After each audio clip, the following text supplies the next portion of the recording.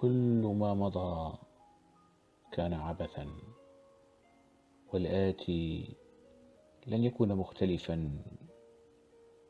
هذا الوجود المجهول النسب وتاريخ المولد بكل ما فيه من علوم، فنون، شرائع، ضوابط، قوانين ونواميس معلومة ومجهولة وغيبية، هو ضرب من ضروب العبث. الغياب عن العبث عبث، والضلوع فيه عبث، والبحث عن منزلة بين هاتين المنزلتين أيضا عبث، لا شيء سوى العبث. حولني الوجود إلى روح لا جدوى وظله، لذا كل ما مضى كان عبثا، والآتي لن يختلف ويشذ. لن أحاول مجددا أن أكون خلاف ما كنته، لن أحاول رغم أن الحياة والموت معا يأمران بتكرار المحاولة. لكن لماذا أحاول طالما أن الحياة والموت صارا وجهين أبديين للعبث؟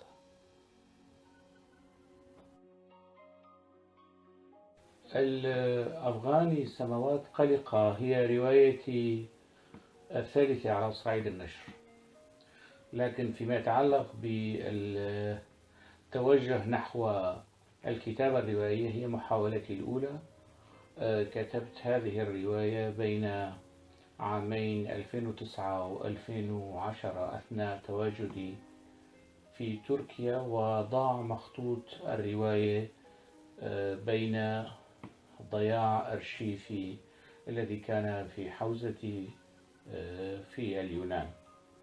ضاع مخطوط الرواية في 2010، وأعدت كتابة هذه الرواية في 2019 بعد مضي 9 أعوام على ضياع مخطوط هذه الرواية. هذه ليست وصية. لماذا يوصي من لا يملك شيئا من نفسه حتى يوصي به لأحد؟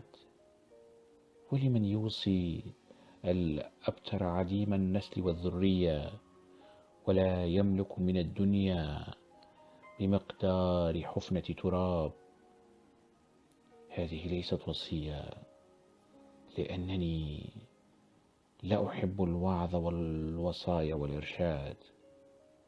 لا أحب أن يكون لي تلاميذ وأتباع وأشياء. هذه الرواية قياسا بالعملين الروائيين السابقين لي هي أصغر حجما، لكن أعتقد أنه هي أكثر قصصا.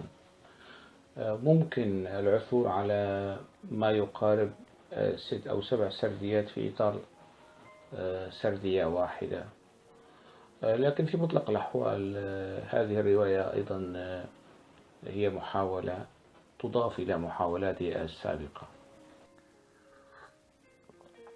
الرواية في إحدى جوانبها انعكاس لتجاربنا في هذه الحياة، لكن نحن نكتب الرواية وأثناء الكتابة نتعلم من الرواية أيضا. نتعلم من الحياة، نضيف إليها، تضيف إلينا، وهكذا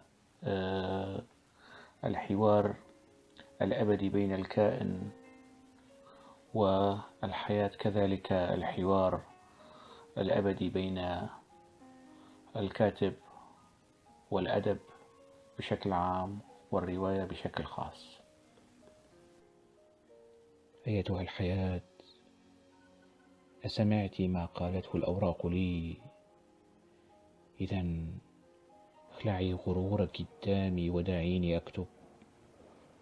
أنت أيها الموت، كف عن السخف والتفاهة، وتوقف عن عاداتك وتقاليدك.